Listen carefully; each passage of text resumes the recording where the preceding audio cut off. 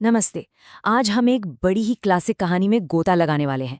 एक ऐसी कहानी जो हमें धन, खुशी और जिसे हम कहते हैं ना चरित्र, उसके असली मतलब के बारे में बहुत कुछ सिखाती है। ये कहानी है दो बहनों की जिनकी जिंदगियां एक दूसरे से एकदम जुदा थी। तो चलिए शुरू करते हैं। तो कहानी के दिल में है ये दो बहनें, सीता और गीता। अब देखिए, सीता को लोग कहते थे संस्कारों की मूरत और गीता को घमंड की दुकान। नाम से ही अंदाजा लग रहा है ना, है ना? और बस उनके स्वभाव का यही जो फर्क था, वही आगे चलकर उनकी जिंदगी में बड़े टकराव की वजह बन गया। तो आज हम इस पूरे सफर को देखेंगे, जानेंगे कि कैसे इन दोनों बहनों के रास्ते एकदम अलग हो गए, कैसे किस्मत ने एक जबरदस्त पलटी मारी, और हाँ, सबसे जरूरी, आखिर में इस कहानी से हमें असली सीख क्या मिलती है। चलिए तो शुरू करते हैं पहले हिस्से से।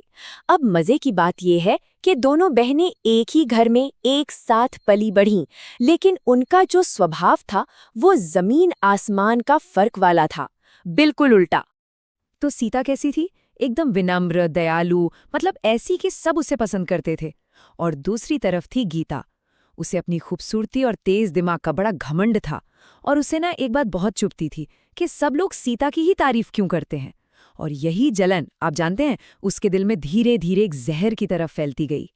और अब आता है कहानी में वो मोड़, वो टर्निंग पॉइंट, जहां एक फैसला, शादी का फैसला, दोनों को बिल्कुल अलग अलग रास्तों पर भेज देता है। चलिए देखते हैं कि कैसे उनके ये फैसले उनकी असली सोच, उनके मूल्यों को सामने लाते हैं। देखिए, उनका चुनाव ही सब कुछ कह देता है। सीता ने किसे चुना? राम को, एक गरीब किसान लेकिन दिल का बहुत अच्छा। और गीता, उसने चुना मोहन को, एक अमीर व्यापारी जिसके पास बड़ा सा घर था, नौकर चाकर थे। तो फैसला एकदम साफ है ना? सीता के लिए इंसान का चरित्र जरूरी था, और गीता के लिए बस दौलत। तो सवाल उठता है, क्या सच में दौलत का मतलब खुशी होता है? आइए अब जरा झांक कर देखते हैं उनकी शादी के बाद की जिंदगी में, और दोनों की तुलना करते हैं। एक तरफ सीता की जिंदगी आसान तो बिल्कुल नहीं थी। एक छोटी सी झोपड़ी थी, छत भी टपकती थी, और दिन भर की हाड़ तोड़ मेहनत। लेकिन लेकिन उनके रिश्ते में जो प्यार था, एक दूसरे के लिए इज्जत थी, और जो साझेदारी थी, वो अनमोल थी। और इसी साझेदारी की एक झलक हमें राम के इन शब्दों में मिलती है। देखिए, गरीबी थी, लेकिन वो एक दूसरे का सबसे बड़ा सहारा थे। राम अपनी पत्नी की मेहनत के दिल से कद्र करता था, और बस उसे खुश रखने की हर मुमकिन कोशिश करता था। अब चलते हैं दूसरी तरफ, गीता की दुनिया में। अरे वाह! रेशमी साड़ियां, ढेर सारे गहने, नौकर चाकर, मतलब बाहर से देखने पर तो सब कुछ था, लेकिन असल में एक बहुत बड़ी चीज की कमी थी, और वो थी सम्मान और प्यार। और मोहन का ये जवाब ये गीता की असली हालत को शीशे की तरह साफ कर देता है। उसे उस आलीशान महल जैसे घर में ना एक सामान से ज्यादा कुछ नहीं समझा जाता था। मतलब उसकी दौलत ने उसे खुशी नहीं दी, बल्कि गहरा अकेलापन दिया। और फिर कहानी में आता है एक जबरदस्त ट्विस्ट। किस्मत का पहिया ऐसा घुमा कि दोनों बहनों की दुनिया जैसे सिर के बल खड़ी हो गई। सब कुछ बदल गया। तो हुआ ये कि गीता की दुनिया जो दौलत पर टिकी थी, वो ताश के पत्तों की तरह बिखर गई। मोहन का कारोबार ठप, कर्ज सिर पर चढ़ गया, गहने एक एक कर बिक गए, और आखिर में नौबत ये आई कि उन्हें घर से ही निकाल दिया गया। सोचिए, सारी दौलत पल भर में हवा हो गई। और एक तरफ जहां गीता का सब कुछ लुट रहा था, वहीं दूसरी ओर सीता और राम, वो अपनी मेहनत और समझदारी की सीढ़ी चढ़ रहे थे। उन्होंने एक नया आइडिया निकाला, एक नया बिजनेस शुरू किया। दोनों ने मिलकर खूब मेहनत की, और देखते ही देखते उनकी आमदनी बढ़ने लगी।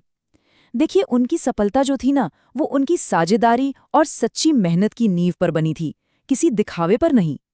तो अब कहानी का फोकस फिर से गीता पर आता है। ये उसके सफर का वो हिस्सा है जहां वो अर्श से फर्श पर आ चुकी है। अब देखते हैं कि कैसे सब कुछ खोने के बाद उसने अपनी बहन की मदद से खुद को, अपनी जिंदगी को फिर से खड़ा किया। ये शायद गीता की जिंदगी का सबसे बुरा, सबसे निचला दौर था। सोचिए, उसके पति और सास ने उसे धक्के मारकर घर से निकाल दिया। अब वो बेघर थी, और उसे मजबूरन अपने पिता के पास लौटना पड़ा। उस पल उसका सारा घमंड चूर चूर हो गया था। और जब वो अपनी बहन सीता के पैरों में गिरकर ये शब्द कहती है तो ये वो पल था जब उसे सच में दिल से अपनी गलती का एहसास हुआ।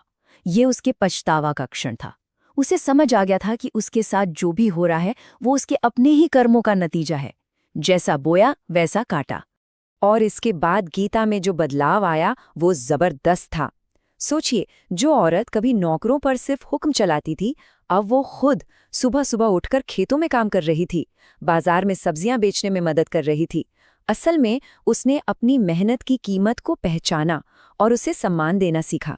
और कहानी यहाँ खत्म नहीं होती। दोनों बहनों ने मिलकर काम करने का फैसला किया। सीता ने अपनी बहन को पूरा सपोर्ट दिया और उन्होंने मिलकर शहर में एक रेस्टोरेंट खोला जो कि बहुत सफल रहा। इतनी कि जल्द ही लोग उन्हें स्टार्टअप आइकॉन गर्ल्स के नाम से जानने लगे। मतलब गीता ने अपनी एक नई पहचान बनाई अपनी मेहनत के दम पर। तो इस पूरी कहानी का निचोड़ क्या है? इसकी असली सीख क्या है? चलिए अब जरा गौर से समझते हैं कि सच्ची दौलत और झूठी दौलत में आखिर फर्क क्या होता है। ये टेबल ना पूरी कहानी को एकदम क्रिस्टल क्लियर कर देती है। एक तरफ गीता की दौलत जो पति के पैसों पर मतलब दूसरों पे निर्भर थी, उसकी नींव क्या थी? घमंड, इसीलिए वो टिक नहीं पाई। दूसरी तरफ सीता की दौलत, उसकी नींव थी आपसी मेहनत और प्यार, इसीलिए वो मजबूत थी और वक्त के साथ बढ़ती गई। तो सबसे बड़ा सबक यही है कि सच्ची दौलत आपके अपने चरित्र और आपकी अपनी मेहनत से आती है। और कहानी का अंत भी बहुत पावरफुल है। जब मोहन, जो अब खुद गरीब हो चुका है, वापस गीता के पास आता है तो अब पासा पलट चुका था। ये वो पुरानी गीता नहीं थी। उसने अपनी कीमत पहचान ली थी। उसे समझ आ गया था कि उसे मोहन जैसे लालची और मतलबी इंसान की कोई जरूरत नहीं है। उसने दौलत के ऊपर अपने आत्मसम्मान को चुना। और बस यहीं पर यह कहानी हमें एक बहुत बड़े सवाल के साथ छोड़ जाती है। एक अमीर जिंदगी का, एक भरपूर जिंदगी का असली पैमाना क्या है? क्या वो पैसा और बड़ी बड़ी संपत्ति है, या फिर वो प्यार, सम्मान और अपनी मेहनत से बनाई गई पहचान है? ये कहानी हमें सोचने पर मजबूर करती है कि सच्ची दौलत असल में होती क्या है।